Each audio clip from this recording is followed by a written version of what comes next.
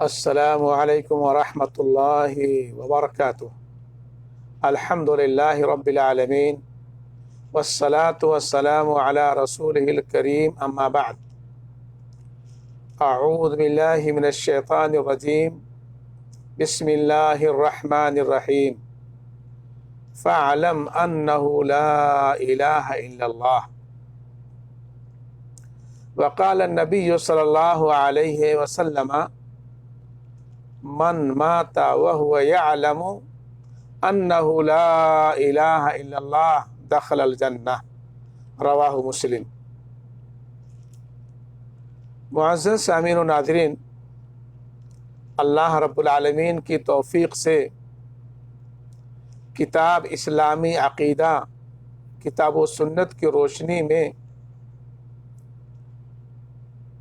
اس کا چوتھا چیپٹر آپ کی خدمت میں پیش کرنے کی سعادت حاصل کر رہا ہوں۔ یہ چوتھا چیپٹر لا الہ الا اللہ کا مفہوم اور اس کے شرائط سے متعلق ہے۔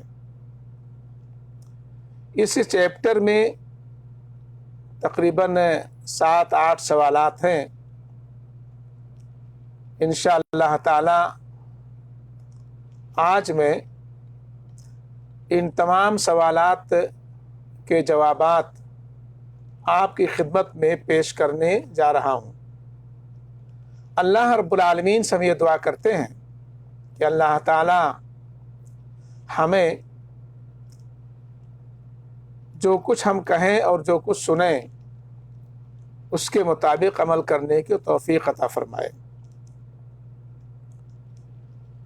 معزز سامعین و ناظرین، اس چیپٹر کا پہلا سوال ہے لا الہ الا اللہ کا مفہوم کیا ہے، یعنی لا الہ الا اللہ کا کیا معنی اور مطلب ہے۔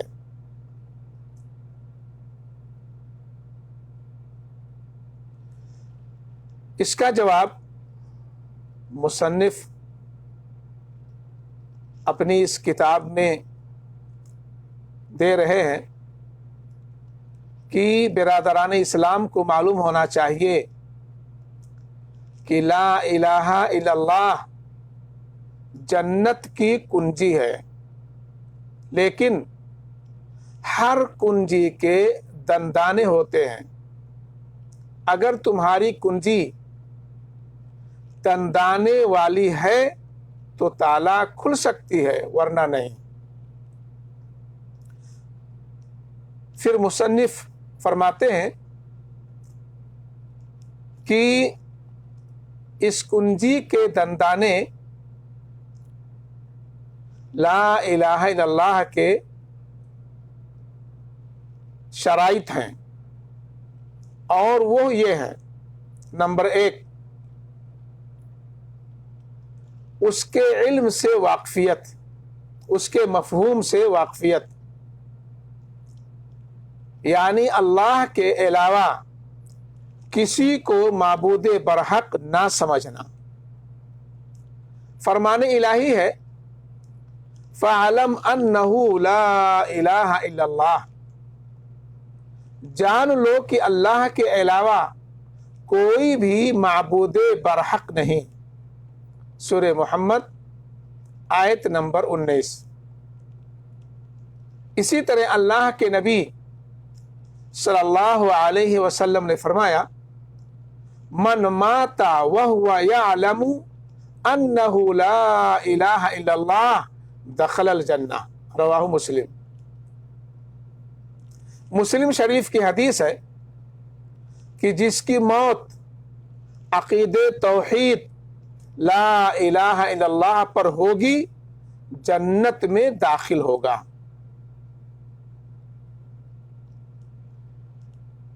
دوسری شرط، ایسا یقین جس میں کوئی شک کا شائبہ نہ ہو، یعنی لا الہ الا اللہ پر بلا کسی شک دل کو پورا یقین ہو۔ دلیل اللہ رب العالمین کا یہ فرمان انما المؤمنون آمنوا باللہ ورسولہ ثم لم یرتابوا، حقیقت میں مومن تو وہ ہیں جو اللہ اور اس کے رسول پر ایمان لائے پھر انہوں نے کوئی شک نہیں کیا۔ سورہ حجرات آیت نمبر 15۔ حدیث نبوی صلی اللہ علیہ وسلم ہے اشہد ان لا الہ الا اللہ وانی رسول اللہ لا یلقى اللہ بہما عبد غیر شاک فیحجب عن الجنہ رواہ مسلم۔ میں اس بات کی گواہی دیتا ہوں کہ اللہ کے علاوہ کوئی معبود برحق نہیں اور میں اللہ کا رسول ہوں، جو بندہ بغیر شک ان دونوں باتوں کی گواہی دیتے ہوئے اللہ سے جا ملے گا وہ جنت سے روکا نہیں جا سکتا۔ یہ مسلم شریف کی حدیث ہے۔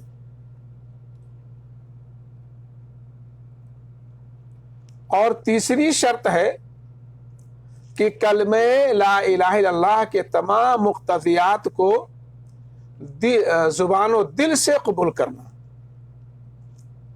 کلمہ لا الہ الا اللہ جو کچھ چاہتا ہے، جو کچھ تقاضا کرتا ہے، اس کو زبان و دل سے قبول کیا جائے۔ یہ تیسری شرط ہے۔ دلیل اس کی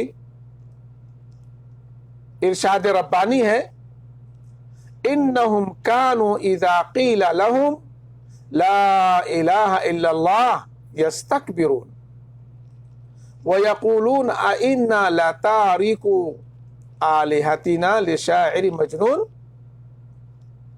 یہ وہ لوگ تھے جب ان سے کہا جاتا تھا کہ اللہ کے سوا کوئی معبود برحق نہیں، تو یہ گھمنڈ میں آ جاتے تھے اور کہتے تھے کیا ہم ایک شاعر مجنون کی خاطر اپنے معبودوں کو چھوڑ دیں؟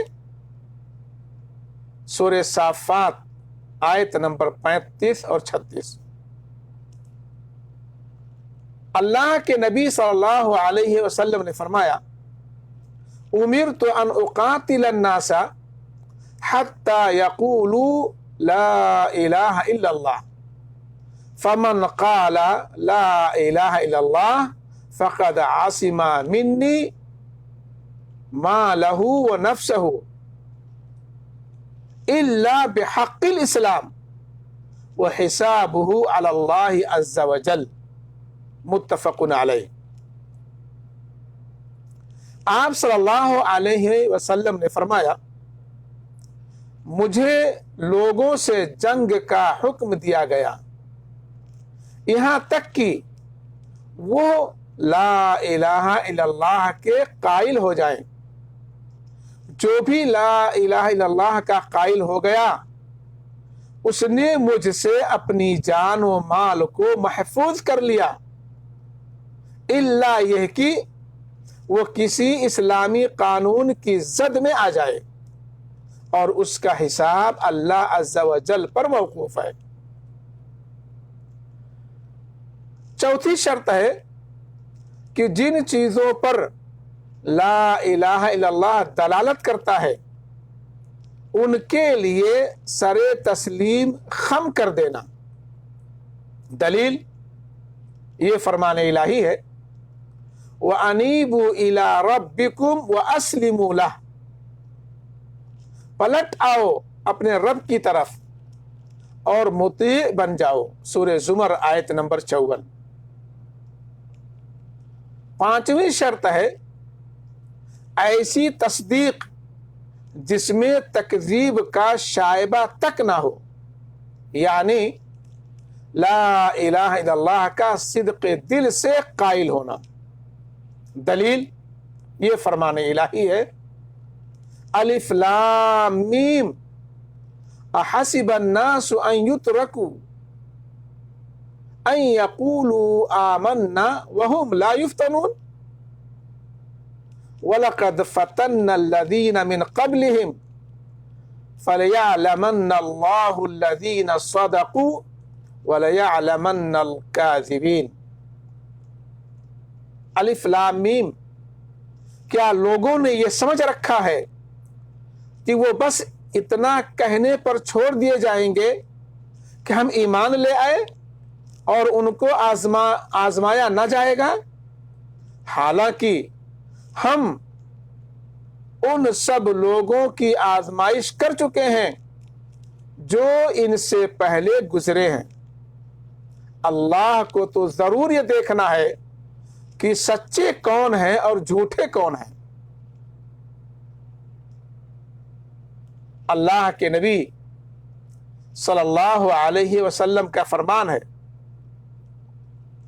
ما من احد یشہد ان لا الہ الا اللہ وان محمدا عبدہ ورسولہ صدقا من قلبہ الا حرمہ اللہ علی النار، متفق علیہ۔ جو بھی صدق دل سے اس بات کی گواہی دیتا ہے کہ اللہ کے سوا کوئی معبود برحق نہیں، اور یہ کہ محمد صلی اللہ علیہ وسلم اس کے بندے اور رسول ہے، اس پر اللہ تعالی جہنم کی آگ حرام کر دیتا ہے۔ یہ بخاری اور مسلم کی روایت ہے۔ چھٹی شرط ہے اخلاص، یعنی کسی بھی عمل کو اس طرح صالح نیت سے کرنا کہ اس میں شرک کا کوئی شائبہ نہ ہو۔ دلیل سورہ بینہ آیت نمبر 5، اللہ رب العالمین نے فرمایا وَمَا أُمِرُوا إِلَّا لِيَعْبُدُوا اللَّهَ مُخْلِصِينَ لَهُ الدِّينَ حُنَفَاءَ، اور ان کو اس کے سوا کوئی حکم نہیں دیا گیا تھا کہ اللہ کی بندگی کریں، اپنے دین کو اس کے لیے خالص کر کے بالکل یکسو ہو کر۔ سورہ بینہ آیت نمبر 5۔ اللہ کے نبی صلی اللہ علیہ وسلم نے ارشاد فرمایا اسعد الناس بشفاعتی یوم القیامہ من قال لا الہ الا اللہ خالصا من قلبہ او نفسہ، رواہ البخاری۔ بخاری شریف کی حدیث ہے، آپ صلی اللہ علیہ وسلم نے فرمایا میری شفاعت کا حقدار وہی ہوگا جو صدق دل سے لا الہ الا اللہ کا قائل ہوگا، سچے دل سے۔ مسلم شریف کی حدیث میں ہے، آپ صلی اللہ علیہ وسلم نے فرمایا ان اللہ حرم علی النار من قال لا الہ الا اللہ یبتغی بذلک وجہ اللہ عز وجل، کہ جو رضائے الہی چاہتے ہوئے اللہ رب العالمین کی خوشنودی چاہتے ہوئے لا الہ الا اللہ کا قائل ہوتا ہے، اس پر اللہ تعالی جہنم کو حرام کر دیتا ہے۔ ساتویں شرط ہے اس کلمہ طیبہ، اس کے مقتضیات و مدلولات، اس کے شروط کے ساتھ اس پر عمل کرنے والوں سے محبت کرنا اور اس کے منکرین سے عداوت رکھنا۔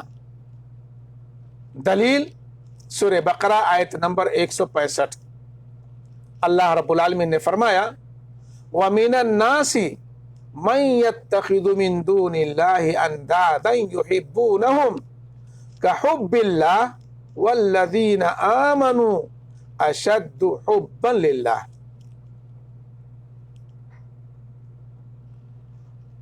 وحدت الہی پر کھلے کھلے آثار کے ہوتے ہوئے بھی کچھ لوگ ایسے ہیں جو اللہ کے سوا دوسروں کا اس کا ہمسر اور مد مقابل بناتے ہیں، اور ان کے ایسے گرویدہ ہیں جیسی اللہ کے ساتھ گرویدگی ہونی چاہیے، یعنی ان سے ایسی محبت کرتے ہیں کہ جیسی محبت اللہ رب العالمین کے ساتھ ہونی چاہیے. حالانکہ ایمان رکھنے والے لوگ سب سے بڑھ کر اللہ کو محبوب رکھتے ہیں. سورہ بقرہ آیت نمبر 165.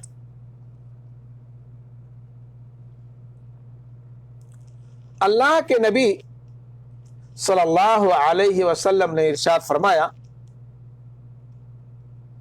ثلاث من کن فیہ وجد بہن حلاوۃ الایمان، ان یکون اللہ ورسولہ احب الیہ مما سواہما، وان یحب المرء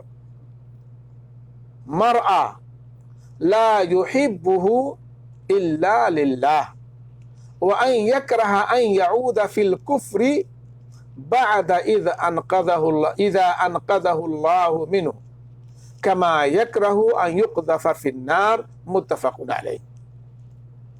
بخاری اور مسلم شریف کی حدیث ہے کہ اللہ کے نبی صلی اللہ علیہ وسلم نے ارشاد فرمایا، 3 خصلتیں جس کسی میں ہوگی، 3 خصلتیں جس کسی میں ہوں گی ایمان کی مٹھاس پالے گا. یہ کہ اس کے نزدیک اللہ اور اس کے رسول تمام چیزوں سے محبوب ہوں، یہ کہ وہ کسی دوسرے سے محبت صرف اللہ کے لیے کرے، یہ کہ جب اللہ نے اسے کفر سے نجات دلا دی ہے تو دوبارہ کفر کی جانب پلٹنے کو ویسے ہی ناپسند کرے جیسے کہ آگ میں ڈالے جانے کو ناپسند کرتا ہو. یہ بخاری اور مسلم کی حدیث ہے. کلمہ لا الہ الا اللہ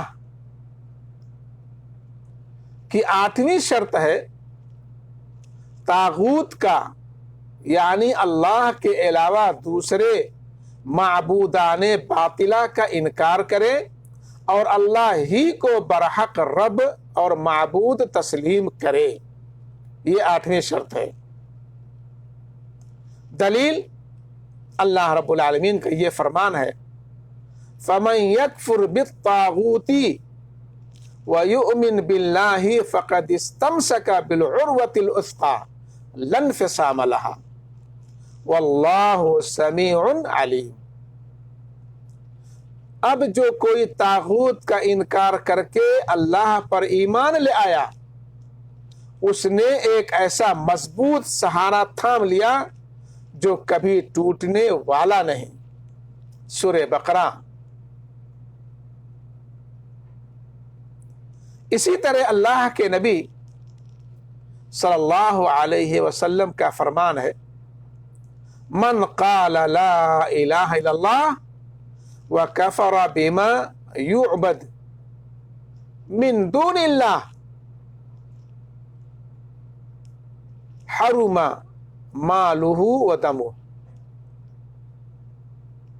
آپ صلی اللہ علیہ وسلم نے فرمایا، جو لا الہ الا اللہ کا قائل ہو اور اللہ کے علاوہ معبودان باطلہ کی تکذیب کی، اس کا مال اور خون قابل حرمت ہو گیا.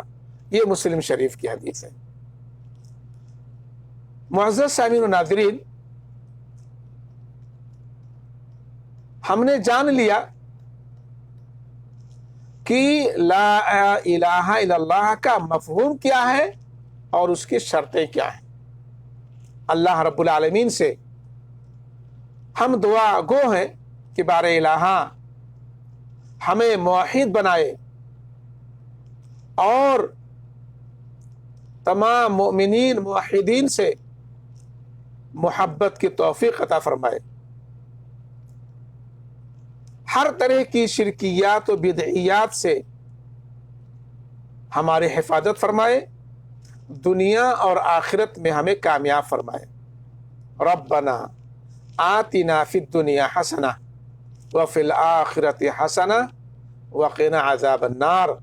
صلی اللہ علی خیر خلقہ وآلہ وصحبہ اجمعین برحمتک یا ارحم الراحمین۔